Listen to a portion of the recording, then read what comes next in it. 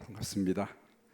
오늘 새로운 교재 예수 그리스도의 생애와 사역 1권, 3권까지 있어요. 3권.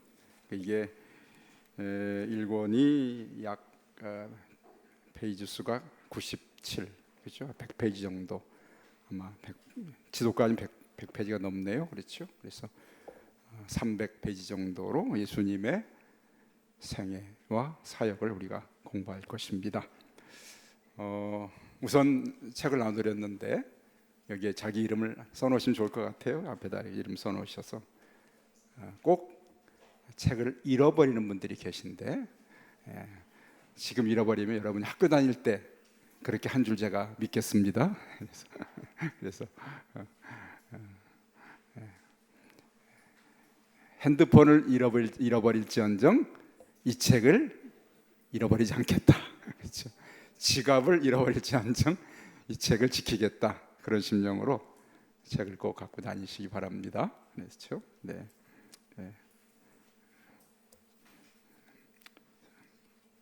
제가 이 교재를 시작하면서 제 얼굴에 두 가지 마음이 있어요. 하나는 여러분과 함께 공부할 수 있는 기쁨, 같이 공부를 하면 좋겠다.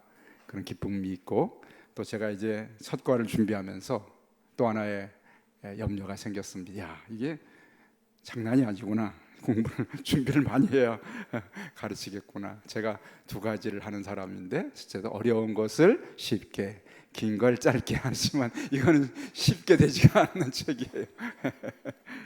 주일날 공부하는 책은 너무 쉬운 책이에요. 그렇죠? 항상 똑같은 거를 그냥 두 번, 세 번, 네 번 반복해서 말하고, 그리고 책만 펴서 조금만 눈을 아래로 깔면은 답이 거기 다 써 있어. 근데 이것은 아무리 들여다보고 아무리 연구를 해도 답이 없어요.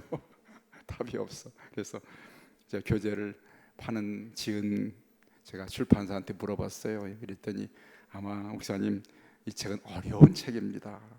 하기 쉽지 않을 겁니다. 그래서 제가 사가지고 둘러보니까 그래도 우리 성도들 충분히 영리할 것 같다. 똑똑해서 누굴 닮아서 절 닮아가지고 똑똑하기 때문에 분명히 잘 따라오실 거다 생각하면서 좀 아마 우리 성도들이 평신도들이 공부하는 교재 가운데 가장 어쩌면 어려운 내용을 담고 있지만, 그러나 제가 잘 준비해서 쉽게 여러분에게 가르쳐 드리도록 그렇게 하려고 합니다.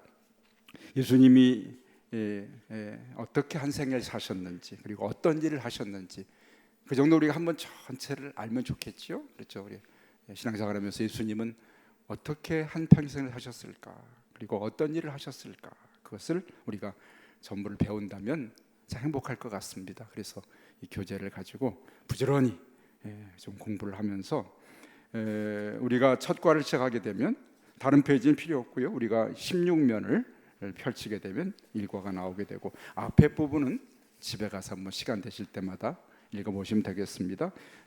지도가 왼쪽에 나오기 때문에 제가 친절하게도 칼라로 여러분에게 이렇게 뽑아서 드렸습니다.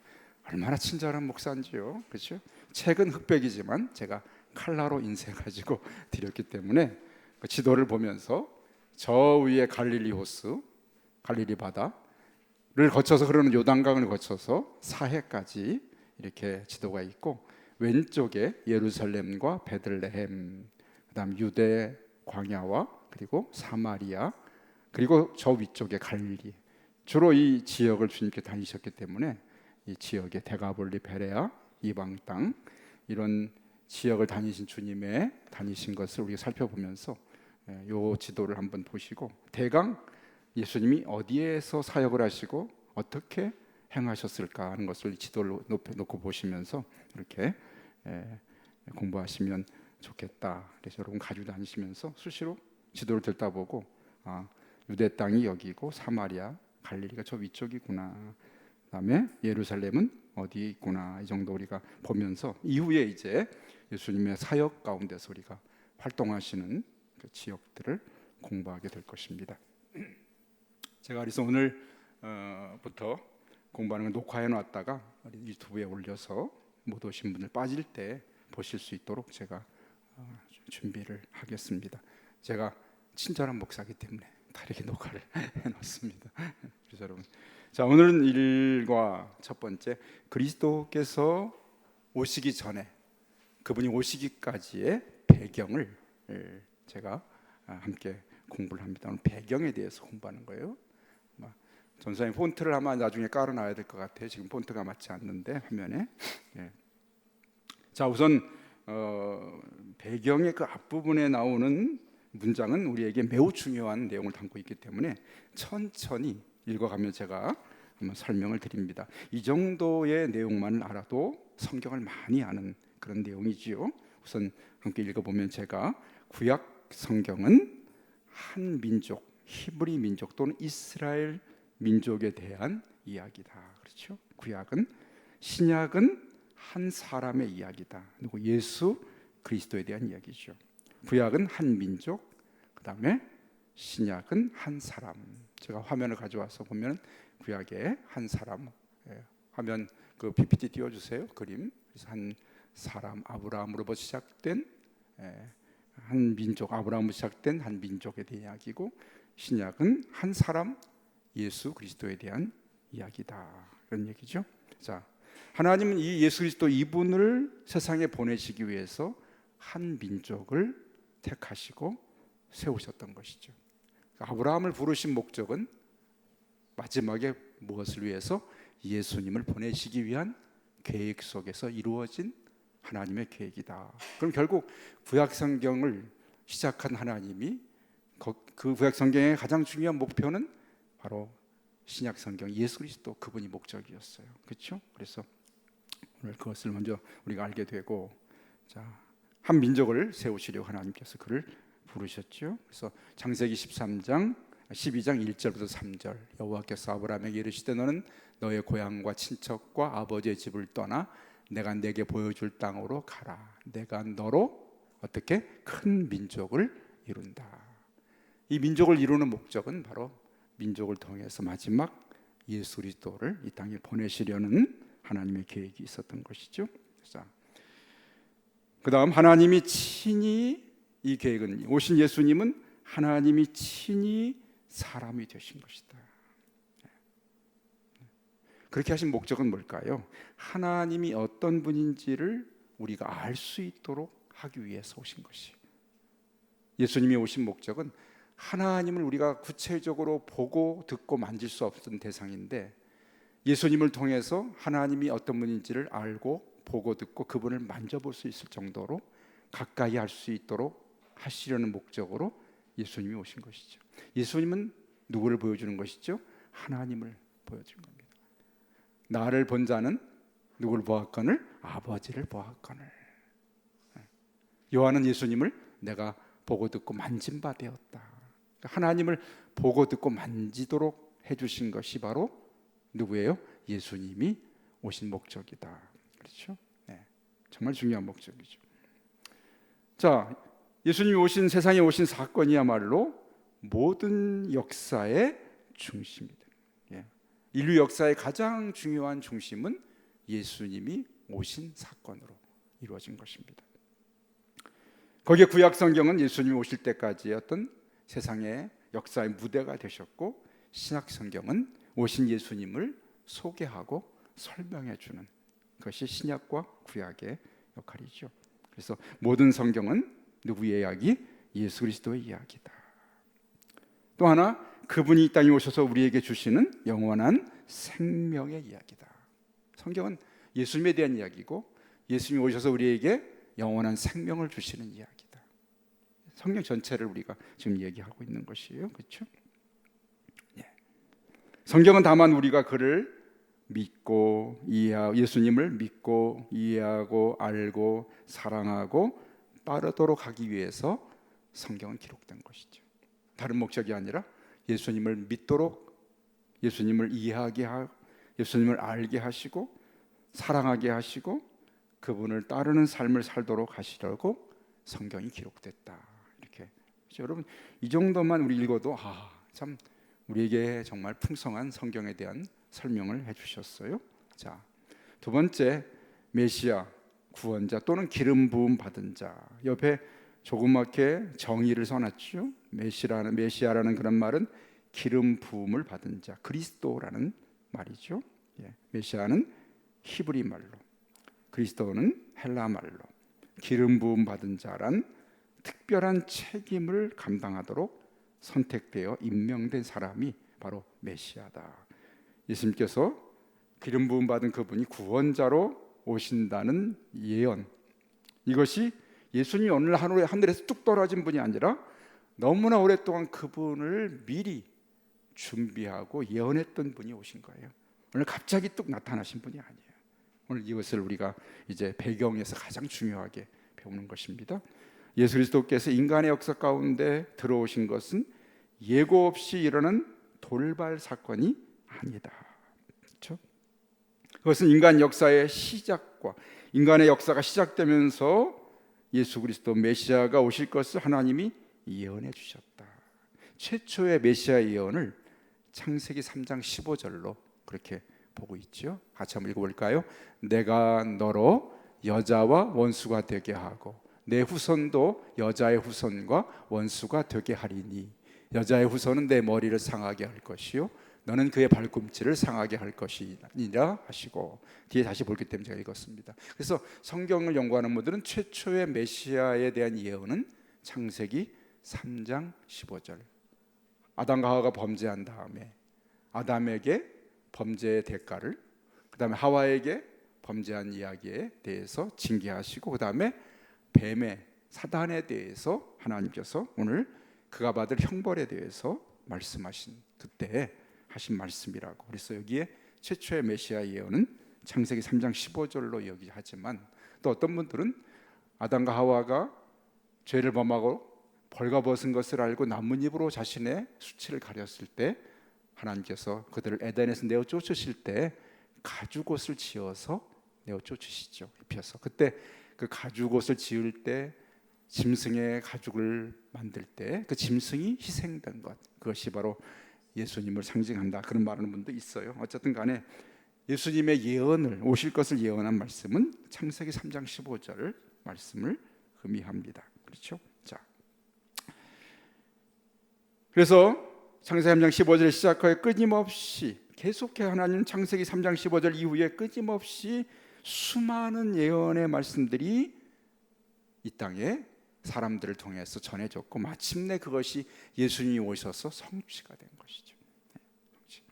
그러니까 예수님이 오신다는 이야기가 수없이 많이 예언됐는데, 그래서 그렇게 그 예언을 통해 오신 분이 예수 그리스도시다. 갑자기 어느 날 오신 분이 아니에요.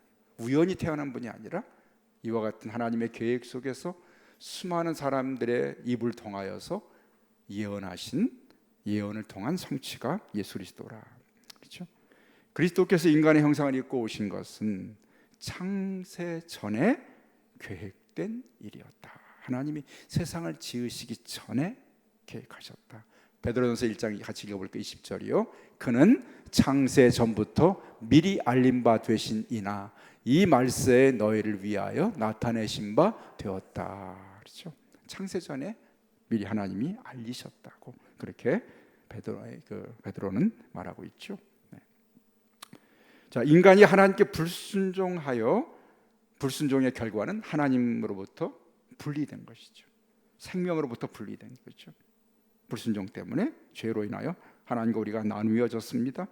그런데 그러한 인간은 하나님의 은혜와 긍휼을 바탕으로 새로운 관계를 필요로 했습니다. 하나님과 나눠진 우리, 죄로 인하여서 그런 우리는 하나님과 새로운 관계가 필요했는데, 그 새로운 관계를 만드시기 위해서 누구를? 예수 그리스도를 보내신 것이죠. 그래서 하나님께서는 인간을 죄로부터 분리된, 죄로부터 대속하실 누구? 메시아, 구원자, 그리스도, 기름 부음 받은 자를 오심을 준비하셨고, 그래서 신약 성경의 그리스도라는 말은 히브리어 구약 성경의 메시아와 같은 말입니다. 이렇게 하나님께서 그 그리스도를 보내신 그런 뜻과 계획이 무엇인지를 말씀하시죠. 여러분, 오늘 읽은 이 말씀, 한 장의 말씀 안에도, 이 내용 안에도 성경의 전체에 대한 중요한 내용들을 다 가르쳐주고 있죠. 그렇습니다. 이것만 우리가 알아도 성경이 이런 이야기구나 하는 것을 알게 됩니다. 자, 그럼 펴서 이제 본격적으로 첫 번째 문제를 한번 같이 풀어보려고 합니다. 자, 최초로 예수님의 오심을 예언한 그런 말씀은 1번 구세주 예수 그리스도에 대한 약속은 처음으로 언급한 것은 창세기 3장 15절입니다. 자, 이 구절은 네 부분으로 구성되어 있습니다. 저 화면에 구세주, 메시아, 그렇죠? 앞에 당겨서 그리스도, 기름 부음 받은 자 같은 말이에요. 대한 약속은 가장 처음으로 말씀하신 것은 어디요? 창세기 3장 15절. 중요한 말씀이니까 외워야 되겠죠? 자, 읽어보게 되면 어떻게 돼요?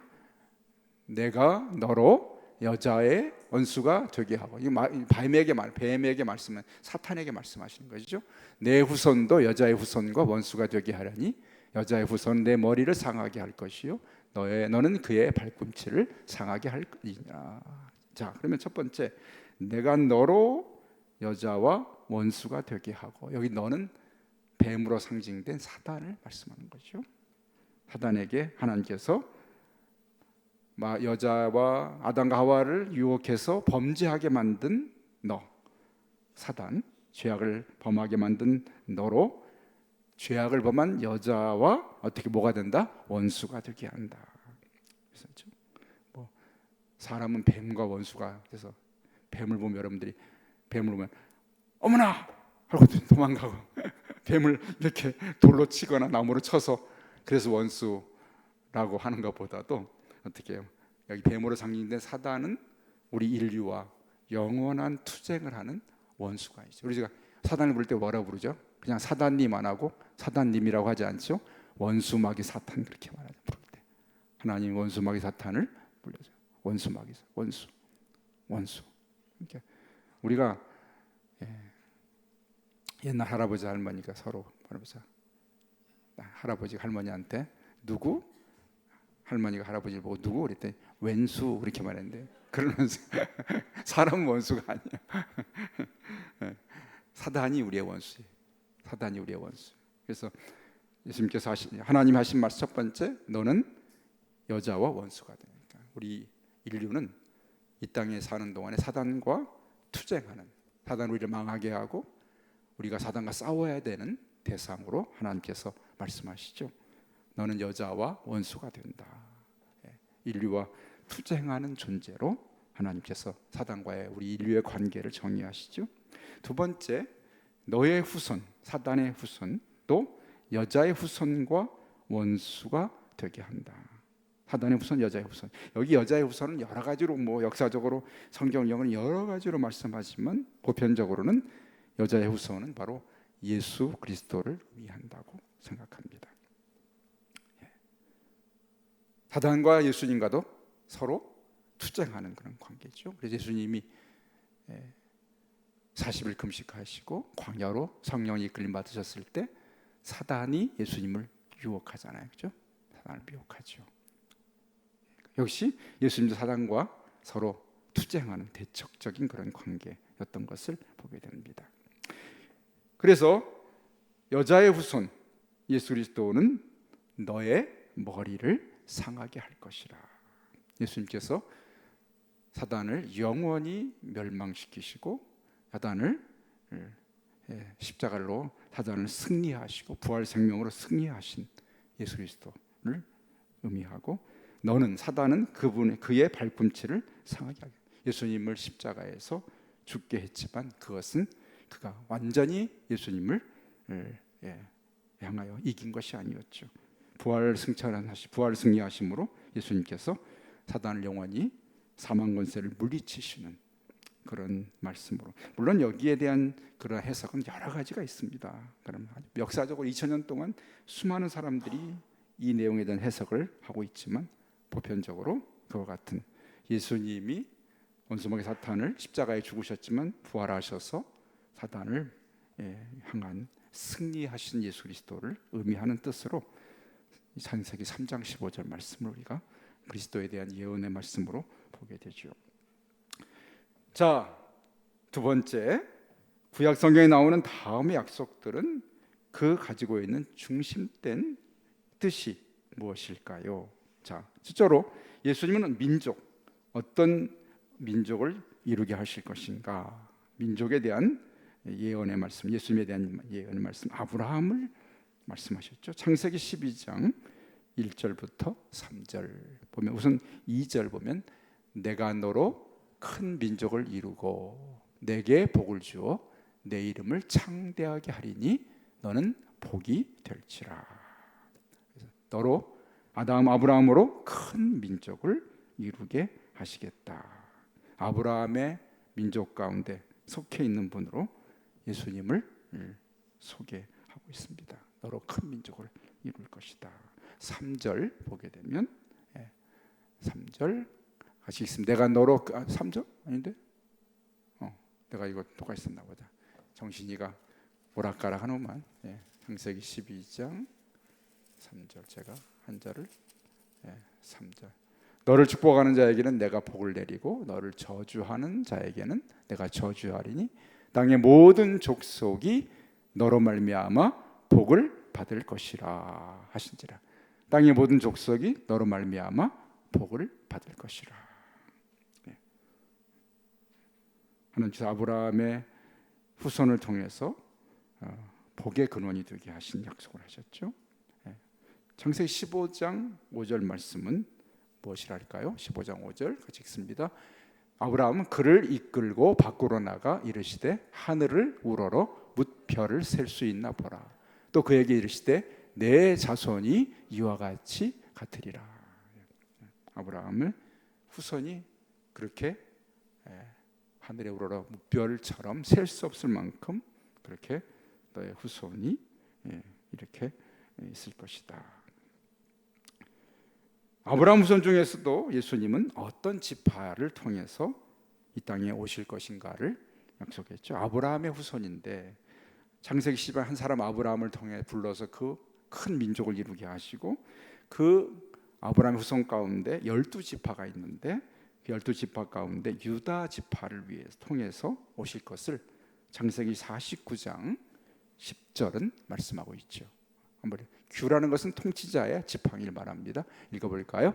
규가 유다를 떠나지 아니하며 통치자의 지팡이가 그 발 사이에서 떠나지 아니하시기를 실로가 오시기까지 이르리니 그에게 모든 백성이 복종하리로다. 여기 규 실로라는 것은 바로 예수 그리스도를 상징하는 것을 말씀하고 그것이 유다 지파를 통해서 오실 것을 예언하십니다. 아브라함의 12지파 가운데 유다 지파 네 번째 아들 유다를 통해서 그것은 이제 구약성경 전체의 이 유다 지파를 통해 예수님이 오시는 그런 계보들을 우리가 보게 됩니다. 아브라함의 후손 유다 지파 중에서도 다윗 왕의 후손으로 오실 것을 또 말씀하죠. 가계 지파 그 좁게는 유다 지파 가운데서 다윗의 후손으로 오실 것을 사무엘하 7장 16절은 말씀하고 있습니다. 같이 읽어볼까요? 다윗에게 내 집과 내 나라가 내 앞에서 영원히 보존되고 내 왕위가 영원히 견고하리라 하셨다 하라. 하나님께서 선자 나단을 통해 다윗에게 너의 집과 내 나라가 영원할 것이고 너의 왕위가 영원히 견고하리라 하는 것은 바로 다윗의 후손을 통해 주신 그리스도의 영원한 통치를 말씀하시는. 그래서 예수님은 어떻게 해요? 민족은 아브라함의 후손이요, 지파는 유다 지파고, 그러면 가계에서는 다윗의 후손으로 오신 분이다. 이렇게 이 세 가지가 계속해서 구약 성경에 예수님을 향하여서 흘러가는 그런 강물처럼 이것이 변치 않고 그 많은 창세기부터 시작된 이야기가 예수님 오실 때까지 아브라함의 후손 유다 지파 다윗의 후손으로 오시는 예수님을 계속 지켜냅니다. 이야기가 계속 흘러가요. 구약 성경 우리가 이렇게 두껍지만 이 속에 전부 다 아브라함 그다음에 유다 지파 다윗의 후손으로 계속 예수님의 이야기가 여기 가득하게 채워졌죠. 이 세 가지 이걸 벗어나지 않게. 그래서 마귀는 다윗의 후손을 다 왕위를 끊어버리는 반란을 통해서 아들들이 다른 형제들을 다 죽여버리는 일을 하면서 예수님의 다윗의 후손인 것을 끊으려 했지만 하나님을 지키는 이야기들로 유대 왕의 이야기를 보게 됩니다. 것이 바로 예수님이 어떻게 이 땅에 육신의 계보를 통해서 오실 것인가를 예언하는 말씀이에요. 그렇죠? 세 가지. 참, 수세기에 걸쳐 이스라엘의 선지자들은 메시아의 생애에 대해서 구체적인 예언을 합니다. 예수님이 어떻게 사실 것인가를 매우 구체적으로, 십자가의 사건도 어떻게 매우 구체적으로, 군병들이 옷을 나누거나, 그렇죠? 예수님께서 예루살렘에 들어가실 때 나귀를 타실 것인지, 뭐 그런 예수님의 삶에 대해서 구체적으로 예언한 말씀들을 성경에는 그 오랜 세월 동안 예수님에 대해서 예언하고 있는 말씀들을 보게 됩니다. 구약의 예언은 그것을 기록하거나 말하는 선지자에게서가 아니라 그렇게 그들이 선지자로 말을 했지만 사실은 그 말들은 하나님이 그들의 입에 주신 말씀이었어요. 그래서 이사야가 51장 16절에서 하나님은 내가 내 말을 너의 입에 둔다. 선지자들의 그 예언은 그들의 생각이 아니었고 하나님이 그들에게 주셨던 말씀이었던 것이에요. 예수님을 예언한 말씀이 사람의 생각이 아니라 하나님이 그들의 입에 주셨던 하나님의 계획 속에서 시작된 말씀이었죠. 하나님께서 선지자들을 통해 말씀하셨으며 그들의 짧은 바로 그들의 삶에서 이루어진 성취도 있었지만 그들의 예언이 멀리 예수님에게 이루어지는 예언으로도 그렇게 전달받은 거죠. 그래서 밑에 보면 그들의 단기적인 예언들이 그대로 성취된 것처럼 구원자 예수님에 대한 메시아에 관한 장기적인 예언들도 반드시 그대로 이루어질 것이다. 그러니까 이사야가 선지자로 예언을 했잖아요. 그런데 그 이야기가 이사야 시대에 이루어집니다. 그런데 그것은 또 멀리 볼 때 예수님께 이루어진 거예요. 그래서 구약의 예언은 제가 늘 말씀드리지만 산을 보는 거예요.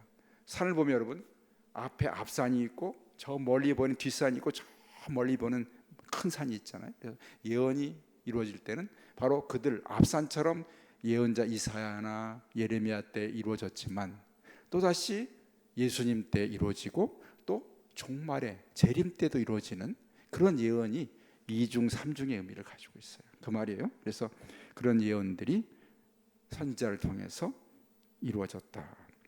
마지막 구약 성경의 나사렛 예수에 관한 예언은 300번 이상이 나오지만 우리는 여기서 그 예언들 가운데 몇 개만을 살펴보게 될 것입니다. 예수님에 대한 예언은 수없이 많이 있어요. 구약 성경에. 그래서 우리가 그것을 통해서 예수님이 이렇게 예언되어서 오신 분이구나 하는 것을 우리가 확실하게 알 수 있죠. 그 가운데 하나 이사야 9장 6절에서 7절에는 바로 이 예수님을 이사야 선지자는 어떻게 예언하고 있는지, 그분의 국적, 민족은 무엇이고 성별은 무엇이고 명칭은, 왕권은, 통치기관은, 통치의 성격은 무엇인가 하는 것을 이렇게 말씀 길지만 한번 읽어볼까요? 이는 한 아기가 우리에게 낳고 한 아들을 우리에게 주신 바 되었는데 그의 어깨에는 정사를 메었고 그의 이름은 기묘자라 모사라 전능하신 하나님이라 영존하시는 아버지라 평강의 왕이라 할 것이요 그 정사와 평강의 더함이 무궁하며 또 다윗의 왕자와 그의 나라에 군림하여 그 나라를 굳게 세우고 지금 이후로 영원히 정의와 공의로 그것을 보존하실 것이라 만군의 여호와의 열심히 이를 이루시리라. 아멘. 자 보면 예수님이 한 아기가 우리에게 이사야 민족에게 이사야 유대 민족에게 낳고 한 아들을 성별은 아들이죠. 그다음에 그 이름은 이렇게 그는 기묘자라 보사라 전능하신 하나님이라 영존하시는 아버지라 평강의 왕이라. 다 하나님을 칭하는 그러한 명칭이에요. 하나님을 칭하는 명칭. 기묘자라 모사라 전능하신 하나님이라 영존하신 아버지라 평강의 왕이라. 하나님 아버지 왕 뭐 이런 기묘자 모사 이런 것들은 어떤 지혜를 의미하기도 하겠죠. 그래서 바로 그분은 이와 같은 명칭으로 부름받는 분이고 그분의 왕권은 어떻게 해요? 다윗의 왕자와 그의 나라에 군림하여 다윗의 통치를 이어받는데 이것은 나중에 또 배우겠지만 바로 하나님의 영원한 통치를 의미하는 왕권을 말하죠. 통치 기관은 영원히 통치 성격은 정의와 공의로 이것을 보존하시는. 이사야 9장 6절 7절에 나오는 메시아의 특성은 바로 우리 민족에게 한 아기가 한 아들을 주셨는데 그분은 이렇게 기묘자의 모사요 전능하신 하나님이요 영존하신 아버지의 평강의 왕이고 그분의 왕권은 다윗의 왕자와 나라를 군림하며 다스리고 통치 기간 영원히 그 정의와 공의로 보존하시는 하나님이다라는 그런 얘기를 하고 있죠. 예, 그렇습니다. 우리가 지나갔습니다. 히브리서 여러분 17면에 히브리서가 상당히 깊은 진리를 말하는 내용입니다만 여러분 거기에 교재 17면 오른쪽에 작은 글씨로 써놨죠. 거기가 우리가 지금까지 공부한 것에 대한 종합적인 내용을 담고 있어요. 한번 히브리 1장 1절에서 2절을 읽어볼까요? 옛적에 선지자들로 여러 부분과 여러 모양으로 우리 조상들에게 말씀하신 하나님이 이 모든 날 마지막에 아들로 우리에게 말씀하셨으니 이 아들을 만유의 후사로 세우시고 또 저로 말미암아 모든 세계를 지으셨느니라. 이게 히브리서를 쓰면서 이렇게 예수님이 어떻게 옛날에 선지자들로 인하여서 말씀하신 그분이 이 날에 오셔서 마지막 때 말세에 오셔가지고 그분을 통해서 이루실 말씀들을 전한 것이죠. 자, 마지막 오늘 한 번 더 4번까지만 합니다. 4번. 자, 지금 우리가 공부하는 것은 오신 예수님이 어떤 분인가, 어떤 민족, 어떤 종족, 또 그분이 과연 그 메시아는 어떤 분인가를, 어떻게 예언된 분인가를 살피는 거죠. 4번. 동방 박사들이 유대인의 왕으로 나신 이가 어디 계시냐. 그렇게 헤로드 왕에 가서 유대인의 왕으로 나신 이가 어디 계시냐. 그렇게 예수님을 찾았죠. 마태복음 2장 2절. 그렇죠. 한번 같이 읽어볼까요? 유대인의 왕으로 나신 이가 어디 계시냐. 우리가 동방에서 그의 별을 보고 그에게 경배하러 왔노라. 이들이 이방인이었지만 예수님을 별을 보고 찾아왔을 때 그들의 입에서는 뭐라고요? 유대인의 왕을 찾았다. 이미 우리가 앞에서 보았듯이 예수님이 바로 유대인의 왕으로 오신, 다윗의 후손으로 오신 그런 왕이다 하는 것을 말씀했죠. 자, 그런데 이렇게 찾은 그들의 입술의 고백은 그들은 메시아가 유대 베들레헴에 태어난다는 미가 선지자의 예언을 들었던 사람들이죠.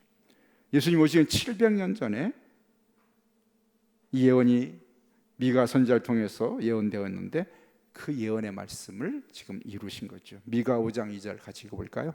베들레헴 에보라다야 너는 유다 족속 중에 작을지라도 이스라엘을 다스릴 자가 내게서 내게로 나올 것이라. 그의 근본은 상고의 영혼에 있느니라. 그분은 아주 오랜 옛날 창조전에 계신 분인데 베들레헴, 작은 성 베들레헴에 이스라엘을 다스릴 자가 나에게 나올 것이다. 예수님 베들레헴에 태어나셨잖아요. 이렇게 예언의 말씀 가운데 바로 이와 같은 선지자들의 예언을 통해 나신 예수님에 대해서 오늘 말씀하고 있습니다. 학교에서 강의하면은 첫 시간은 빨리 끝내는 게 아주 훌륭한 선생님이에요. 저도 오늘 빨리 끝내요. 다음 주에는 예수님 메시아의 세 가지 직분, 선지자, 제사장, 왕이에요. 그다음에 예수님의 하나님 되심과 예수님의 족보에 대해서 그렇게 하고, 그 다음에는 예수님의 태어나신 지리적인 배경, 지도, 그다음에 복음서를 지은 마태, 마가, 누가, 요한의 그런 이야기, 그다음 이런 것들을 좀 공부하고 나서 우리가 지금 예수님 오시 전에 그러한 배경을 공부하고 있죠. 제 2장에 가면 이제 본격적으로 탄생과 어린 시절의 예수님의 이야기를 들으면서 점점점 예수님의 삶에 대한 재미있는 이야기들을 담고 있습니다. 자, 우리가 그동안에 공부했던 이야기들은 매우 쉬운 그리고 은혜가 되는 말씀이기도 하지만 지금 공부하는 것은 은혜가 된다기보다도 예수님을 알아가는 거예요. 그래서 예수님이 이런 분이구나. 그런데 예수님을 알아가는 기쁨도 우리에게 더 큰 또 은혜가 돼요. 그러니까 은혜로운 성경 구절은 없어도 예수님을 더 깊이 가까이 알아가는 기쁨이 우리 예수님은 이런 분이구나. 그래서 우리가 예수님의 전체를 알 수 있다면 얼마나 행복하겠어요, 그렇죠? 그래서 예수님을 좀 어쩌면 좀 어려울 수도 있고 조금은 학문적일 수 있는 그런 내용들이지만, 그러나 이것들을 잘 참고 우리가 지나면 이제 2장 3장에 가면서 예수님의 삶과 그분의 가르침을 배우면 또 행복합니다. 내가 그동안에 들었던 설교, 알았던 지식들이 이렇게 조각조각 퍼즐이 맞춰지듯이 맞춰지게 됩니다. 그래서 예수님의 생애는 이렇게, 예수님의 사역은 이렇게 이루어졌구나 하는 것을 우리가 요 교제를 통해서 종합적으로 잘 배우게 될 것입니다. 어려웠어요? 아니죠. 우리 성도들은 다 똑똑합니다. 누굴 닮아서? 담임 목사를 닮아요. 미련한 사람이 한 명도 없어요. 어쩌면 그렇게 똑똑한 사람만 모였는지. 그래서 여러분이 쉽게 공부하실 수 있을 거예요. 그래서 집에 가셔서 한 번 더 공부하시고, 또 유튜브에 올려놓을 테니까 보면서 공부하시고, 또 다음 주에 오실 때는 미리 또 예습도 해가지고 오시면 더 재미있게 공부를 할 수 있을 거예요. 아이고 목사님, 학교 다닐 때도 공부가 싫어서 제가 학교 땡땡이 치고 그랬는데 무슨 지금 이 나이 먹어서 공부입니까? 그래도 이 나이에서 꼭 학교에서 다닐 때 배운 것은 안 써먹는 공부야. 그 수학 많이 배웠지만 안 써먹잖아. 많이 배웠지만 안 써. 그런데 요 공부는 꼭 써먹어야 할 공부, 알아야 될 공부기 때문에 이건 꼭 해야 돼. 내가 학교 다닐 때 공부는 열심히 안 했지만 이번에 내 인생의 마지막에 진짜 이 공부는 열심히 해버리라, 이렇게 각오를 하고 공부하셔야 돼요. 그래서 요 지도도 잃어버리지 말고 여기다 넣어놓고 이렇게 가지고 다니면서 요거